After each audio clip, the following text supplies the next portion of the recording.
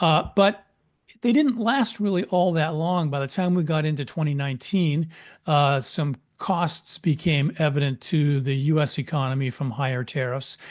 Not only from higher tariffs, but from some of the reciprocal moves that China made, particularly putting tariffs on agricultural goods being shipped from the U.S. to China. And that had a significant impact on the farm economy in the U.S., both in terms of um, the amount demanded. And indeed, China started looking elsewhere and went to South America for a number of commodities, particularly soybeans at that time. So the costs became measurable, and there was some negotiation, of course, which resulted in what was called the Phase One trade agreement, which then brought some of the tariffs down to a level that was a little more manageable anyway for both the U.S. and for China. And then you can see that going forward, nothing really changed during the Biden administration. What we are expecting then is something similar, although in a greater scale, that there will be tariffs that are applied on to imports coming from China and also imports coming from other economies around the world. But again, we expect that there may be a rather large tariff level, but that there may be a bit of a pullback after, again, the costs that are generated by the higher tariffs actually become measurable, and there's some a desire to pull back on tariffs and move forward at a lower level.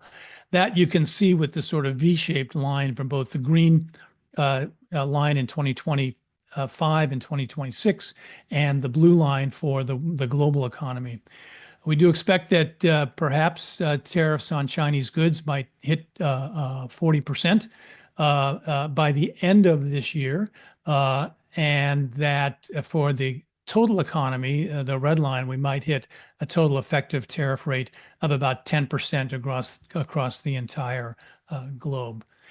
The reason why we expect the peak to come about at the end of 2025 is that it simply takes time to get these tariffs in place and start collecting the revenue from the tariffs. And indeed, it was interesting in yesterday's inaugural address by President Trump that there were no specific mention of tariff levels except for Canada and Mexico.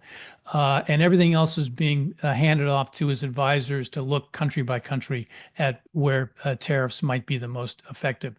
So the situation is still being studied, and even with Mexico and Canada, there are negotiations ongoing to try to maneuver the proposed 25% tariff down on Canada and Mexico. So we do expect that, again, the peak impact will come towards the end of 2026 into mid-2026, and then we get into 2027. And actually, the global effective tariff rate would be something close to what it is today, and the effective tariff rate on China might be about 10 percentage points higher, given the focus on policy versus China from the Trump administration. So again, it's important to realize, one, that China will have the higher tariffs, of course, other countries less, and that the timing will generate a peak tariff probably the end of 2025, pardon me. And when we get into 2026, we'll probably see some pullback on these tariffs as the effects of the tariffs become evident. So with that in mind as general background for the look at the impact of tariffs, let's then look a little bit as to how we think the Trump administration may make some decisions on where tariffs will be placed and how much they will be. So let's look at Asia in general. We'll go to the next chart.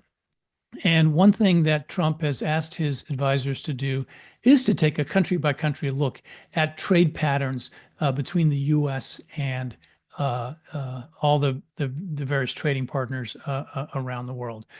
We do expect that what this will, result in is a sort of a transactional process of applying higher tariffs to those that have a higher trade surplus with the U.S. And again, China, of course, has the largest trade surplus. That's what's illustrated on this chart.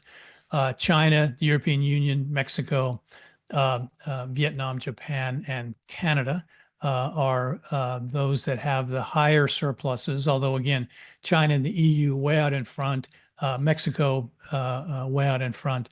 And then amongst all the Asian countries, other than China, Vietnam actually has the next highest trade surplus with the U.S. At the bottom, Hong Kong actually has a trade deficit with the U.S., Australia, Singapore, New Zealand, Philippines, very small trade surplus with the U.S. So not such a, they may not be deemed to be such a threat to patterns of U.S. trade. So we do expect that this kind of data will be one factor that drives the decisions to be made by the Trump administration, along with an overlay of who, in a sense, are the best partners of the U.S., if you will. In other words, if they have security agreements, military agreements, or if there's simply very, very a close relationship, then that may outweigh some of these trade surplus situations. But I think it'll be the combination of, again, the countries with the largest trade surplus adjusted by the relationship that the U.S. has with these various countries to come up with what tariffs may be imposed. There is a question that's come up. What's the likelihood of retaliatory tariffs by China, and what is the impact of such tariffs? I think the China has already expressed actually a willingness to retaliate with tariffs of their own, as they did during the first Trump administration. And when we talk to China, we'll talk more about that. I'll let Harry address that question. But thank you for that question that just came in. Again,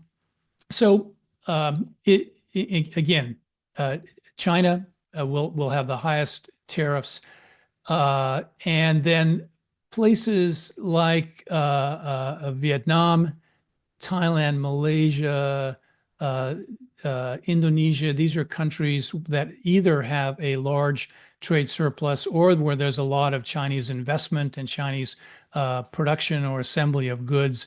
There's a possibility that Trump tariffs may be the higher on those countries. Japan, while it has a fairly large trade surplus with the U.S., is a very close ally, along with Korea and Taiwan. So we expect that Japan, Korea, and Taiwan, along with India, will likely be spared high tariffs. And then if we look down at the bottom again, Singapore, New Zealand, Philippines, I don't expect that tariffs will be particularly strong on those countries as well. Let's look a little more specifically at what we are putting into our forecast model. And so what well, we don't know what the tariffs exactly will be on which countries and how much. We had to come to some decision based on these criteria that I mentioned on what the potential tariffs might be. And so first of all, this chart shows the increase in the average tariff assumptions levied over existing tariffs right now. So for China, you may recall we showed that tariffs might come to equal about 40% of 40%. And that's a 20% increase over the current, roughly 20% effective tariff rate on goods in China right now. So that blue bar represents the assumption that we make for the additional tariffs on Chinese goods. And that's across the board. Again, they may vary across industries, but roughly 20% extra. And then for each of our downside scenarios, those are S2, S3, S4. These are our sequentially deeper downside scenarios. We raise our assumptions for each of those downside scenarios. So you can see on the baseline, China gets an additional 20%. We're assuming that Mexico has roughly a 10 percentage points added to tariffs on Mexico and Canada, about 5%, very similar for the Eurozone. For the purposes of our forecasts now, we divide up the Asia-Pacific region, excluding China, into what I'm calling a lower tariff APAC and a higher tariff APAC. The lower tariff APAC economies are those, again, that either have a very small trade surplus or a deficit with the U.S., or that have a very, very close relationship with the U.S. So the countries in that group are Australia, India, Japan, Korea, New Zealand, Philippines, Singapore, and Taiwan. And there we are putting into our baseline forecast really tariffs of an effective tariff rate additional of maybe 2 to 3 percentage points, fairly modest.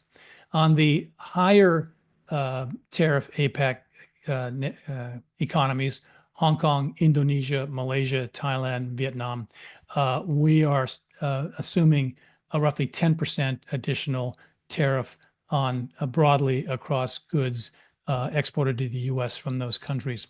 Hong Kong, you may recall, has a trade deficit with the U.S., but because Hong Kong is closely linked with China, we put them in the higher APAC group. And then Indonesia, Malaysia, Thailand, Vietnam, all of these countries do have a significant amount of investment that's come in from China.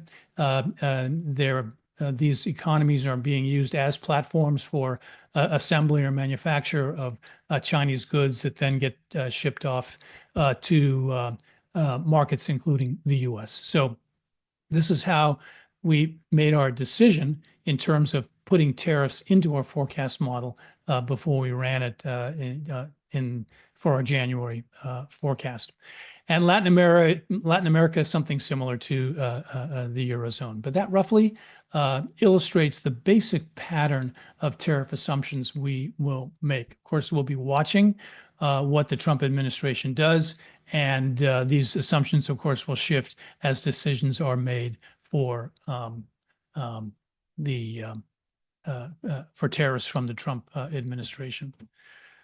So the result on this then, if we can look at the next chart, illustrates our forecast. This is our GDP forecast for 2025 and 2026 for two different vintages of our forecast. The blue bar represents our forecast for either 25 or 26. Back in November, that was our last forecast where we had no tariff assumptions. That forecast was done before the election, and we assumed that there would be no tariffs post-election. But with the January baseline and actually with the December baseline as well, we added assumptions for tariffs, and for the most part, that has brought down our growth rates for most of the countries around the region. You can see that the global economy actually, doing fairly well, and we expect that there will be a slowdown. That the 25 will be a little bit slower with the January baseline, that green bar, than the blue bar showed back in November. But roughly 2.5% growth and something just under 2.5% growth for 2026 for the global economy. For the U.S. economy, of course, there will be an impact there. It may look a little strange that the January baseline forecast for the U.S. economy for 2025 is slightly stronger than the no tariff forecast back in November, but that is because we brought in a little more historical data, which was actually the fourth quarter of 2025 was a very good quarter for the U.S. economy, as it was for a few others around the world. And so it actually brought up the level of 2025 from what we were forecasting back in November.